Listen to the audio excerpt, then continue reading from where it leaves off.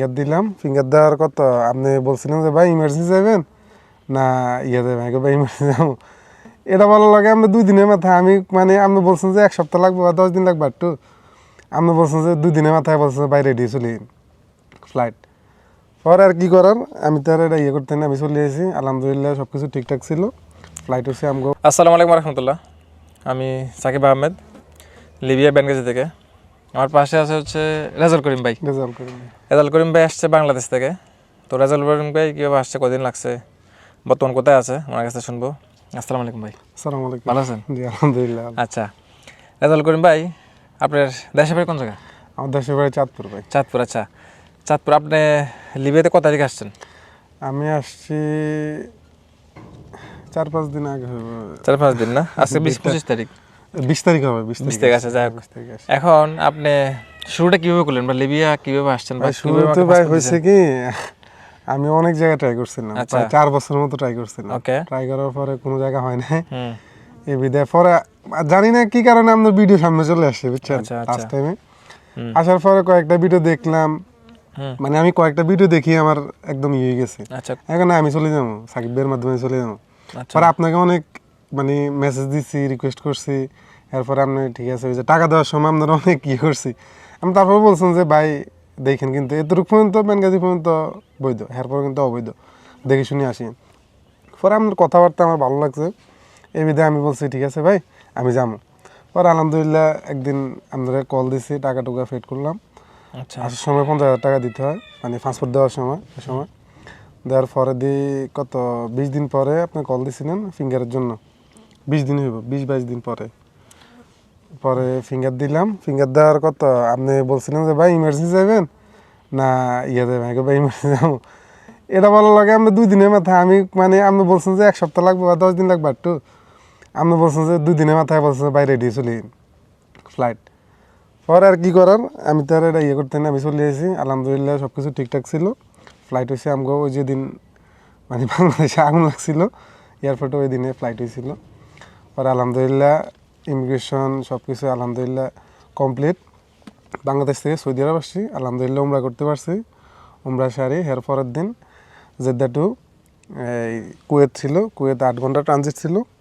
8 ঘন্টার পরে ইয়েতে আসছি আর কি, মিশর আসছি। মিশর কত আধা ঘন্টার মতো ছিলাম, বেশি ছিলাম না ভাই। অনেকের তো অনেক ঘন্টা ছিল, আমি এতক্ষণ ছিলাম না, 8 ঘন্টা ছিল, আধা ঘন্টা ছিলাম। আচ্ছা, আধা ঘন্টা পরে আমরা ফ্লাইট উঠে দিয়েছি, আমরা বেনগাজিতে আসছি আলহামদুলিল্লাহ সহি সালামতে। পরে রিসিভ ক্যাম্পে, ওইটা তো ভাই এটা তো আমাদের হাতে কিছু নাই, ওটাতে এখানে আসলে অবশ্যই রিসিভ ক্যাম্পে থাকতে হইব 1-2 দিন। এটা একদিনও লাগে না, যদি আগে দিয়ে কেউ ক্লিয়ার করে চলে আসে শেষ। মিশর থেকে বা ইয়া থেকে কুয়েত থেকে যদি ক্লিয়ার করে চলে আসে তাহলে আর কোনো বেদাল নাই, ওই দিনে আপনি নিয়ে আসবেন রিসিভ। আসি যদি টাকা ফেড হয়ে যায়, সাকিব ভাই নিয়ে আসে। আলহামদুলিল্লাহ সাকিবের কাছে আসি একদম পুরো ফ্যামিলির মতো, খাওয়া দাওয়া কোনো দিক দিয়ে কোনো সমস্যা নেই। আলহামদুলিল্লাহ অনেক সুন্দর আছি, মানে একদম ফ্যামিলির মতনই আছি, সবাই মিলেমিশে অনেক সুন্দর আলহামদুলিল্লাহ। আমি ভাই ওনারা যতটুকু বিশ্বাস করে আসছি আলহামদুলিল্লাহ অতটুকু পাইছি, শেষ এতটুকু আমার বলা। এখন এই যে আপনি বাংলাদেশ থেকে আসছেন লিবিয়াতে, বাংলাদেশ থেকে লিবিয়া আসা পর্যন্ত আপনার কাজ হয়েছে কিনা? আলহামদুলিল্লাহ ভাই আমি সন্তুষ্ট, সন্তুষ্ট ভাই। আচ্ছা, আমরা তো ভাই সবাই মিলে মিয়া মিয়া বলি আমি আলহামদুলিল্লাহ সন্তুষ্ট ভাই। যেটুকু চাইছি মানে আমরা হয়তো আমি ভাই আপনাদের চিনি না জানি না, হঠাৎ করে একটা ভিডিও দিয়ে বিশ্বাস করছি, কিন্তু আলহামদুলিল্লাহ যতটুকু বিশ্বাস করে এর থেকে বেশি পেয়েছি ভাই। এখানে আসা এই বেনগাজি লিবিয়াতে আসি, মানুষ এতটুকু এক্সপেক্ট জীবনে করতে পারবো না ভাই। মানে এত কিছু পামো বা দেশীয় সব কিছু, মানে এই যে খাওয়া খানা মানে সব কিছু, প্রতিদিন গোসল করতে পারে, সুন্দর মতো আড্ডা দিতে পারে সুন্দরভাবে। আলহামদুলিল্লাহ ভাই খুশি। এখন আচ্ছা যাই হোক, এখন বিষয় হচ্ছে এই যে বাংলাদেশ থেকে লিবিয়া চলে আসছেন, বিশ্বাস মানে চিনেন না জানেন না, আমাকে অনলাইনে ভিডিও দেখছেন, তো অনেকে তো প্রতারণা করে ভাই। অবশ্যই ভাই, এখানে হচ্ছে প্রতারণার শহর, অনেকেই প্রতারণা করে, বিশেষ করে মনে করেন অনলাইনে যোগে ম্যাক্সিমাম মানুষ প্রতারণা শিকার হয়। আপনি আমার ভিডিও কতদিন ধরে দেখছেন? ভিডিও ভাই আমি অল্প কয়েকদিন, আমি ওই যে মানুষের লং টাইম দেয় না, 1.5 বছর 2 বছর আমি দেই না। আমি লাস্ট কত আপনারা পাসপোর্ট দেওয়ার 15 দিন আগে দেখছি। 15 দিনের ভিতরে আমি আর ইয়া করি না, আমি গেছি না ভাই এর কথাবার্তা আমার মনে হয়েছে যে না ঠিক আছে। আচ্ছা, আমি দিয়েছি আলহামদুলিল্লাহ, আমি সন্তুষ্ট। মানে এতটুকু পর্যন্ত আলহামদুলিল্লাহ কোনো যায় ঝামেলা কোনো সমস্যা হয় না এই পর্যন্ত এখনো। আচ্ছা, এখন এই যে মনে করেন যে টাকা দিলেন, টাকা দেওয়ার সময় মানে কেন মনে হয় না যে টাকা দিলে মারি যাবো না, কাজ হইব? ভাই আমি কিছু মানুষ আছে না যে কথা বা ইয়াতে বোঝা যায় না এই লোকে 2 নম্বরই করবো না, অন্তত কাজ অ্যাকুরেট হইব। ওই আমি ওই ইয়াতে দিছি, আলহামদুলিল্লাহ আমি সাকসেস। মানে আমি এদের পর্যন্ত আপনার সাথে যাই হয়েছে আলহামদুলিল্লাহ এদের পর্যন্ত আসতে পারছি। আচ্ছা, আপনার যতটুকু পর্যন্ত করা ছিল ওদের পর্যন্ত আমাদের করে দিয়েছে। এই যে আপনার বাংলাদেশ থেকে আপনি বাংলাদেশের সৌদি আরব থেকে মিশর থেকে লিবিয়া ব্যাংকেজ পর্যন্ত আসছেন, এই যাত্রা পথে কোনো যায় ঝামেলা হয়েছে কিনা আপনার? ভাই কোনো যায় ঝামেলা, শুধু বোর্ডিং পাস দিয়েছি চলে আসি, বোর্ডিং পাস দিয়েছি চলে আসি, কোনো কেউ কিছু জিজ্ঞাসা করে না, চলে আসি একদম নির্দ্বিধায়। আচ্ছা, এখন কোথায় আছেন আপনি বর্তমানে? কোথায়? আমি ওই যে আপনার নতুন বাসা নিয়েছেন ওইখানে আছি, আলহামদুলিল্লাহ। এটা অনেক সুন্দর। এই যে বেনগাজি অনেক বড় এরিয়া, বেনগাজি পর্যন্ত আসছেন, আমার খানা খাইতেছেন, কোনো রকমের ঝামেলায় পড়ছেন কিনা বা আমার কোনো সমস্যা, আমার কোনো কমপ্লেইন আছে কিনা? না ভাই, কি কোন ভাই, যদি কমপ্লেইন থাকে তো অবশ্যই বেতন দেবেন কমপ্লেইন। মানে আমি এত সুন্দর হাসি মুখে কথা বলতাম না ভাই। না, আমরা জোর করে শিখিয়ে দিয়েছি। না ভাই, এটা ভুল। জোর করি ভাই, আমার যদি আমি জোর করি কোনো শিখান, আমার মুখের মধ্যে একটা ইয়া থাকবে ভাই, আমার হাসি থাকতো না কোনো সময়, মনের মধ্যে হাসি থাকতো না, উৎফুল্ল থাকতো না। আচ্ছা, এই যে মাঝে মাঝে অনেকে আমার নামে মানে বদনাম ছড়াইতেছে। বদনাম আমি দেখি না, আমি বদনাম দেখি না, কমেন্টও দেখি না, আমি কোনো বদনাম দেখি না।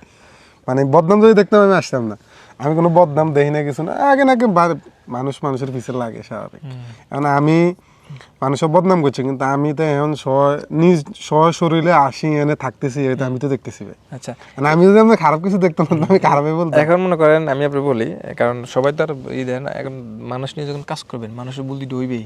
অবশ্যই ভাই, সন্তুষ্ট রাখতে এটা তো অবশ্যই ভাই, সবাইকে সন্তুষ্ট রাখা সম্ভব ভাই, এটা সম্ভব। এখন আপনার ধরেন এখানে 10 জন আছেন, এটা কথা 10 জনকে সবাইকে কি সন্তুষ্ট করা না ভাই, এই বিষয়টা হচ্ছে দেখেন, যারা মনে করেন আস্তে অন্তত এই শহরের মধ্যে সবাইরে সুখী রাখা যাবে না ভাই। এই শহরের মধ্যে একটু ইয়ে হইবে। আর আলহামদুলিল্লাহ আমি তো এখন পর্যন্ত কোনো যায় ঝামেলা, কোনো সমস্যা আলহামদুলিল্লাহ এখন ফেস করি না। হয়তো সাকিব ভাই যদি থাকে, আল্লাহর উপরে ভরসা করে সাকিব ভাইয়ের মাধ্যম কোনো যায় ঝামেলা নাই, কোনো সমস্যা নাই। আমি চেষ্টা করি মানুষকে সর্বোচ্চ চেষ্টা করি ভালো রাখার জন্য। আমি নতুন বাসা নিয়েছি, নতুন বাসার সামনে এটা ভিডিও করতেছি, নতুন বাসার সামনে।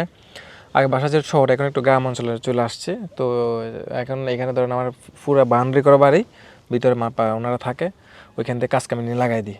এখানে থাকবো, যদি কেউ বাংলাদেশ থেকে আসে আমি এখানে নিয়ে আসবো, এখানে আমার বাসা রাখবো, এখান থেকে আমি কাজে কামে লাগাই দিই, নাকি ভাই? জি ভাই, এখানে থাকবো, এখানে থাকার পরে 2-4-5 দিন যাই থাকার পরে এখান থেকে আমি কাজে লাগাই দিই, আলহামদুলিল্লাহ। তো এতটুকু ছিল, আশা করি সবাই বুঝতে পারছেন বাংলাদেশ মানুষ কীভাবে আসতেছে, যারা যেরকমভাবে আসছে। উনি বেশি দিন মাত্র 5-6 দিন হয়েছে। দেখ আলহামদুলিল্লাহ। এখন বিষয় হচ্ছে কারোর দিয়ে চাপ সৃষ্টি করে ভিডিও করা বা কারো অনুমতি না নিয়ে ভিডিও করা, তারপরে কাজ শিখিয়ে দেওয়া, এগুলো কিন্তু আমি করি না, কারণ আমি তো 4-5 বছর বাইরে কাজ করি।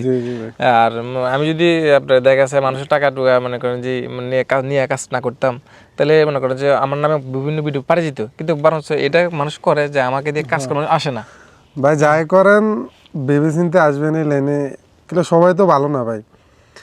মানে এই লাইনে অনেক খারাপ আছে, কিন্তু আমি সাকিব ভাইয়ের অল্প কটা ভিডিও দেখেই বিশ্বাস করছি, আলহামদুলিল্লাহ আমার বিশ্বাস ভঙ্গ হয় নাই, আলহামদুলিল্লাহ আমি সাকসেস।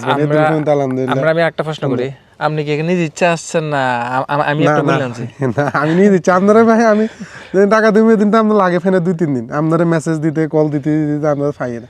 তারপর আপনি বলছেন ভাই এতটুকু পর্যন্ত বৈধ, কিন্তু এরপরে যদি কোনো দিকে যান বা কিছু কাজ করলে আলহামদুলিল্লাহ আপনি তো কাজ টাজ করাই দিবেন, এগুলো বলছেন যে সব কিছু নিয়ে দিবেন, কোনো সমস্যা নাই, যায় ঝামেলা নাই, কোনো সমস্যা নেই। বলছেন যে এরপরে এটা তো অবৈধ পথ ভাই।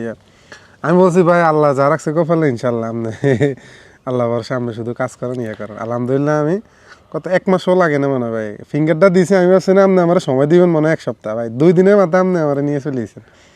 আর কি আল্লাহ ভরসা ভাই, সবাই দিতে পারেন, ইনশাল্লাহ কাজ হইব। আমি সবসময় মানুষকে বলি, কারণ আমি কখনোই মানুষকে উৎসাহ করি না আপনি লিবিয়া আসেন, যারা আসবেন নিজ দায়িত্বে আসবেন। কারণ লিবিয়া পর্যন্ত আসতে তো মানুষ বিভিন্ন অনেক সময় প্রতারণা শিকার হয়ে যায়, অনেক প্রতারণা টাকা ঢুকে মার খেয়ে যায়, আসিয়ে তো প্রতারণা শিকার হয়ে যায়, এখান থেকে ওখানে কত যায় ঝামেলার মধ্যে ফালাই দেয়। কিন্তু আলহামদুলিল্লাহ আমরা মানে আমি আলহামদুলিল্লাহ অনেক স্যাটিসফাইড, অনেক সুন্দরভাবে আছি, অনেক আলহামদুলিল্লাহ।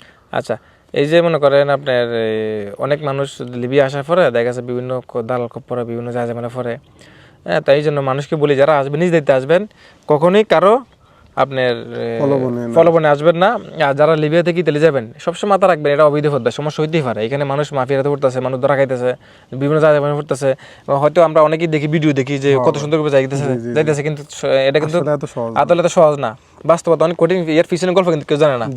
এই জন্য যারা আসবেন অবশ্যই ভেবে চিন্তে আসবেন, এটা অবৈধ পথ নাকি ভাই? এটা অবৈধ পথ।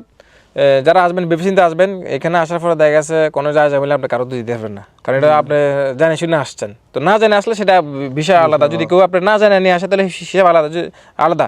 জানার পরে আসলে এটা কিন্তু কেউ দায় কারো দিতে পারবেন না।